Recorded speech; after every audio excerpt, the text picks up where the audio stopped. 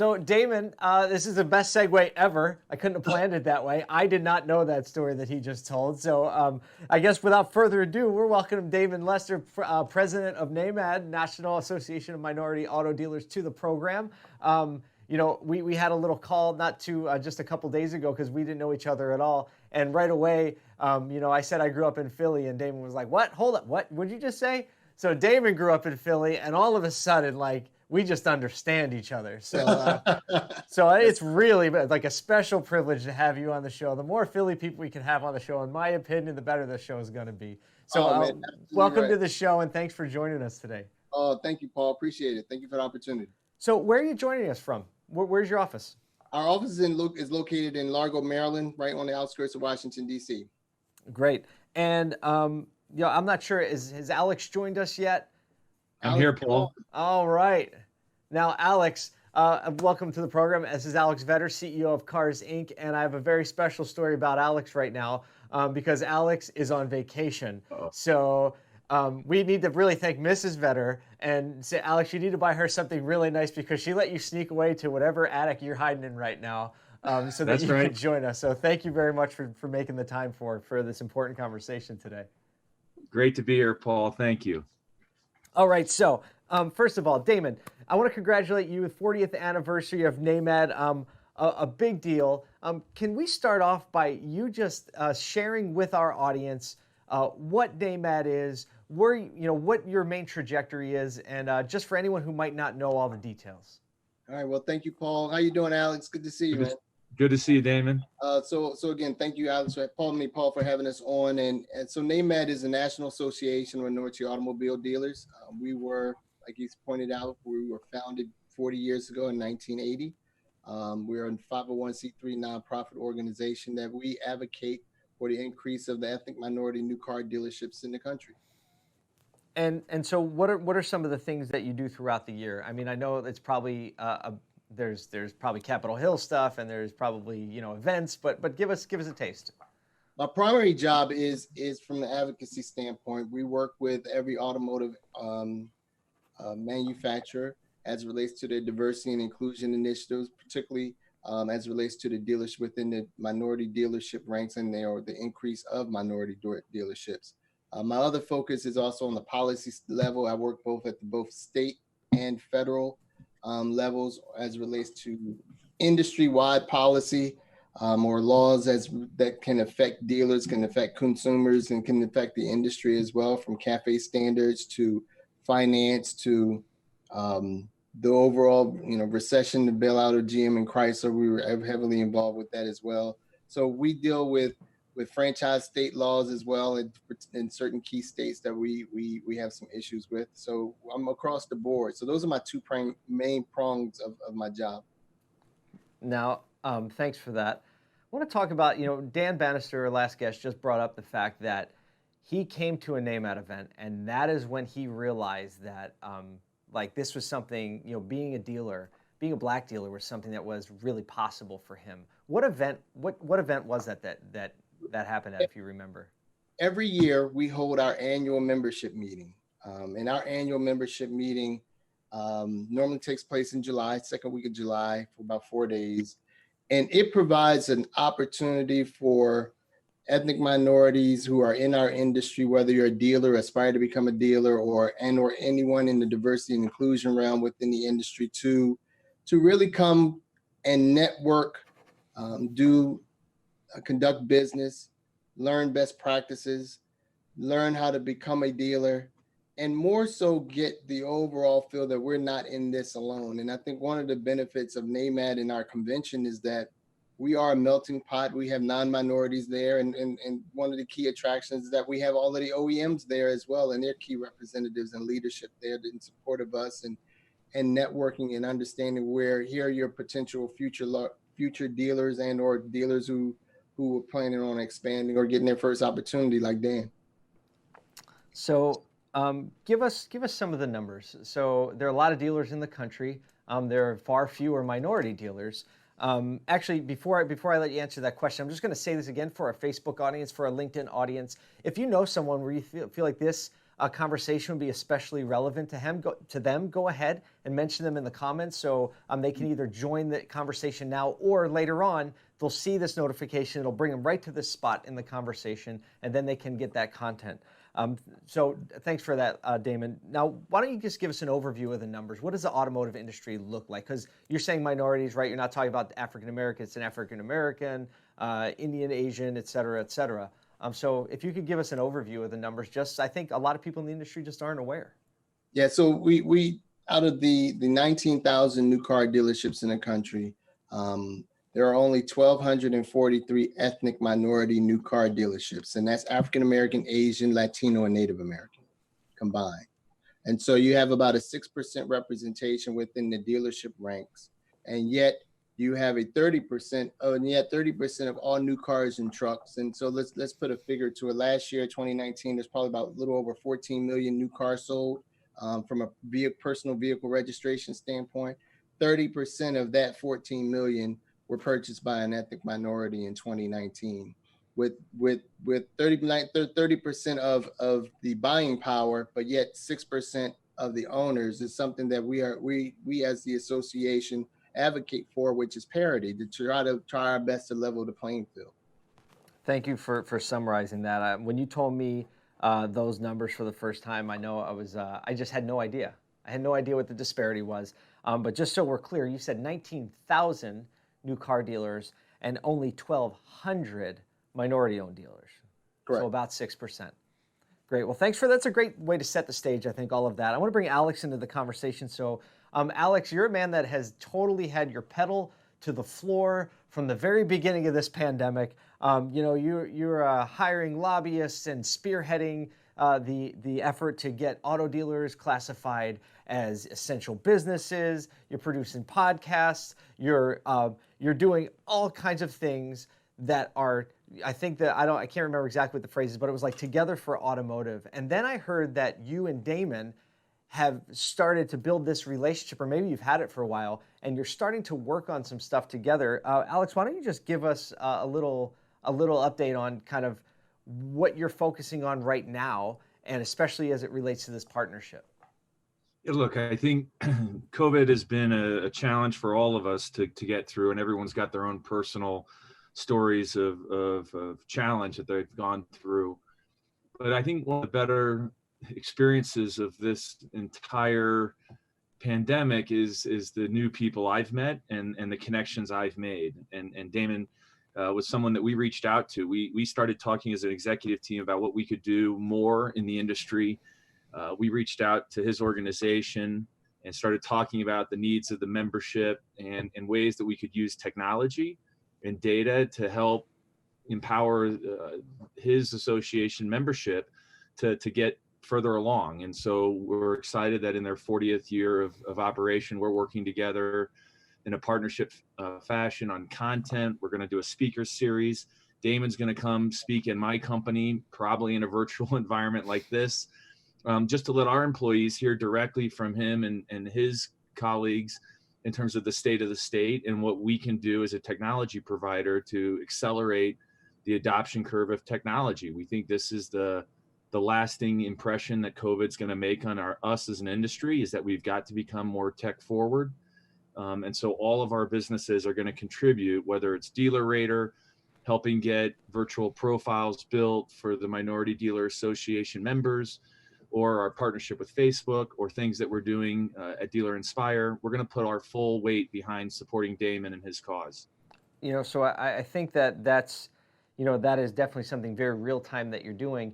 But understanding a little bit about the cars ecosystem, you've actually been someone who has been a bit of a pioneer on the side of just building a diverse organization, because it's just good for the organization, right? It's good to have thinking. So I know the way your board looks, the fact that you're very involved in women in automotive. Tell me a little bit, and tell us a little bit about your efforts to build a diverse company and why you think that's so important from a business sense. Well, look, I think, thank you for the compliment, Paul. We've been at this for a long time, 20 years in the industry. And I will tell you, as someone that was new to the industry 20 years ago, it was noticeable to me about how much there was a lack of diverse thinking in our industry. And now maybe it's my upbringing. I was raised by women entrepreneurs. My mother chiefly was an antique dealer and surrounded herself with amazing entrepreneurs. And I just was raised by very strong-minded women. And so when I spent my first few years in automotive, you never saw it. And so I'm proud that we've been on the Women in Automotive board. We've made a big effort there. But I think it ultimately stems from my belief that diversity of thought creates the most powerful thinking. And, the experience I had early in my career is I had three leaders who I asked the same question, which effectively was like, how do we storm this castle? And they all had different both gender and ethnic backgrounds, but they gave me three different ways to do the same task. One wanted to, wait for nightfall and climb the castle wall and come in the dark. The other wanted to, storm the front door and knock it down. And the third wanted to make friends with the guard and ask to borrow the bathroom. All three choices got me in that castle. But I, as a leader, had the benefit of having three different approaches to complete the same task. And as Alex puts away his rocket launcher, he's like, oh, yeah, we could have done that too, right?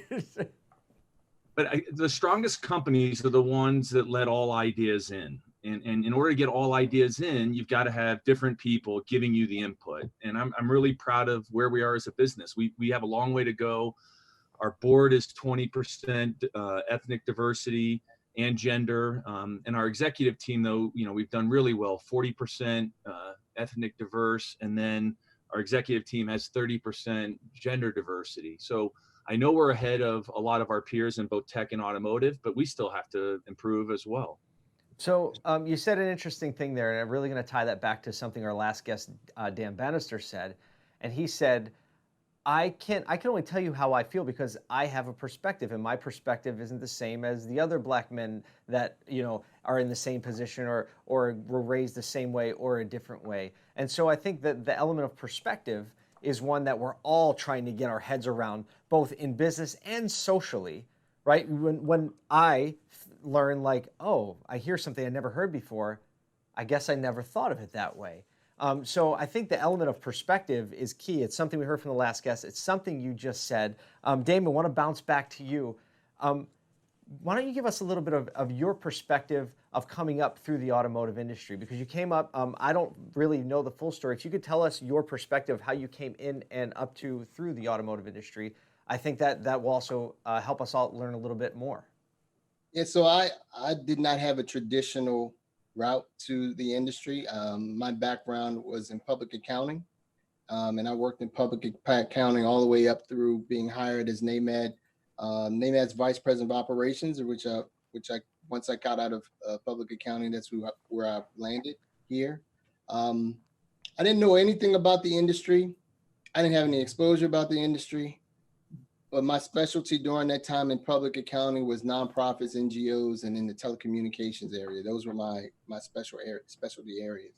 And so going into this industry and learning it, I said, whoa, if they had this at Temple, I would have probably went this route.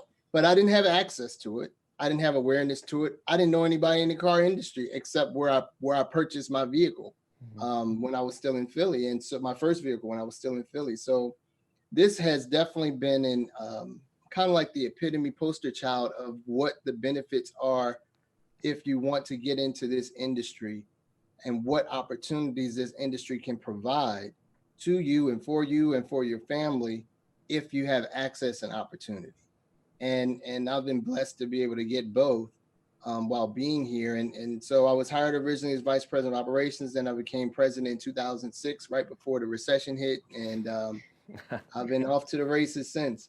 That's a heck of a time to become president. It's like Rick Reichert becoming chairman right before all this stuff happens. Like, all right, yeah. You're either wired for it or you're not. We're about to find out.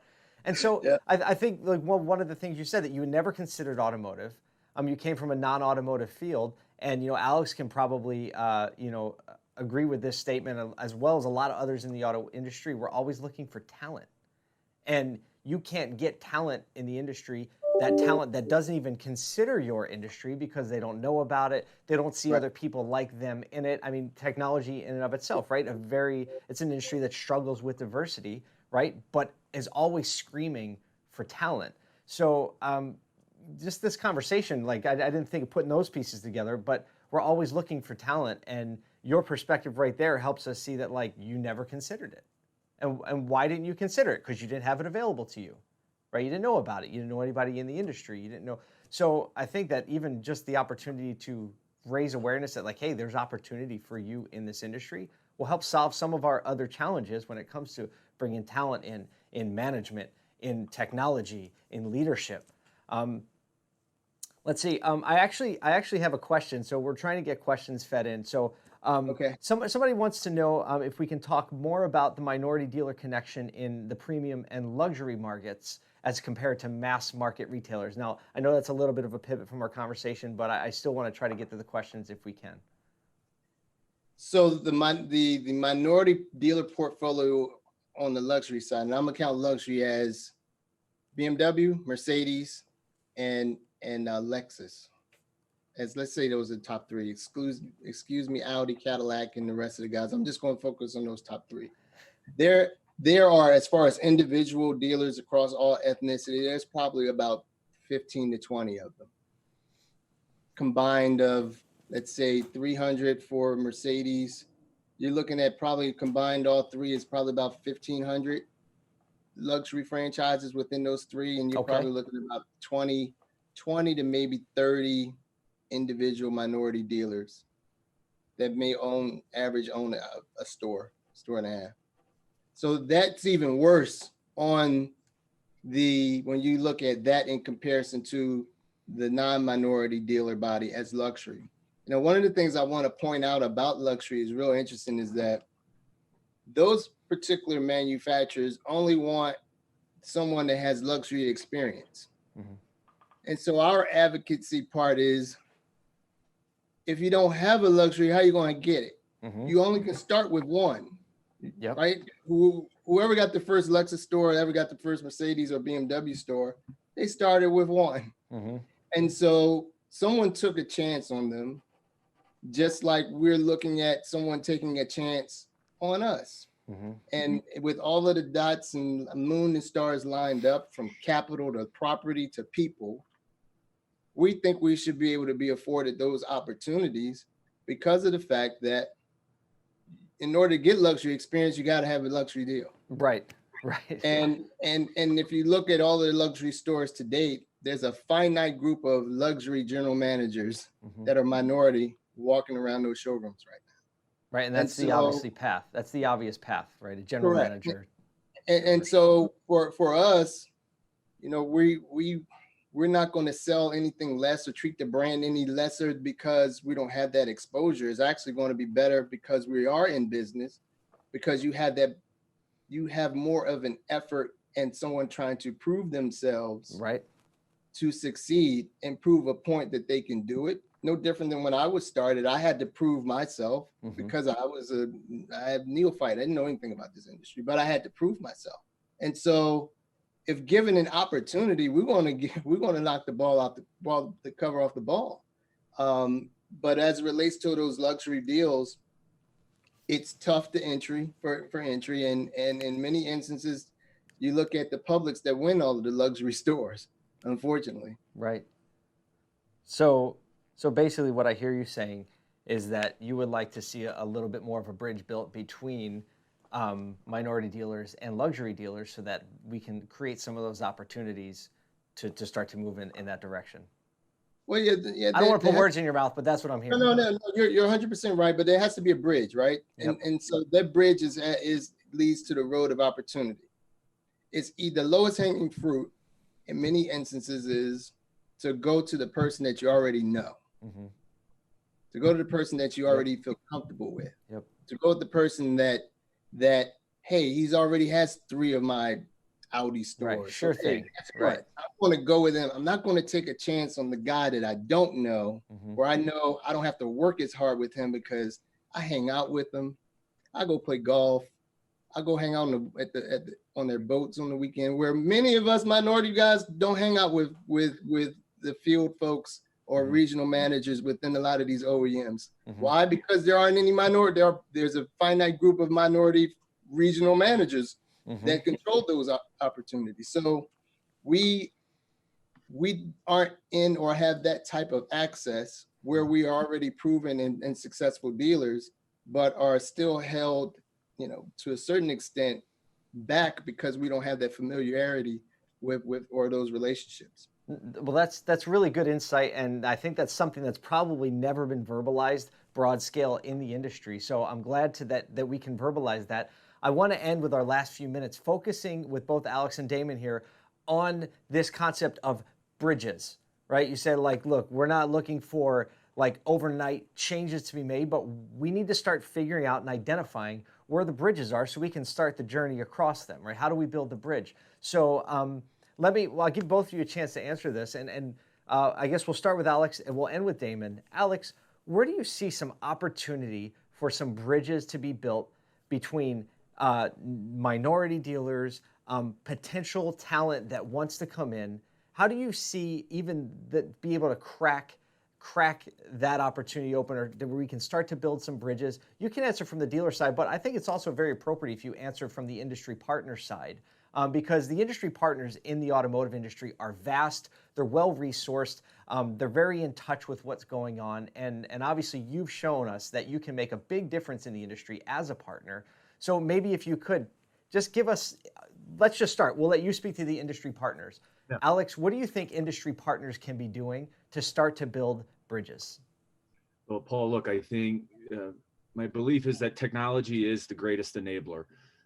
It's breaking down structure, it's breaking down information, it's changing organizations. And so technology can connect people and build bridges better than anything. And so that's part of why we're committed to helping Damon's organization be the most experienced in terms of using technology to build the business and to grow. And I think the ways that we're going to use technology to enable these dealerships to compete is no different than any other dealership, but it has to be intentional. And if you can provide the technologies and the tools to the dealerships to operate, you're going to win, because tech literacy is going to be the #1 skill that the industry needs to adopt.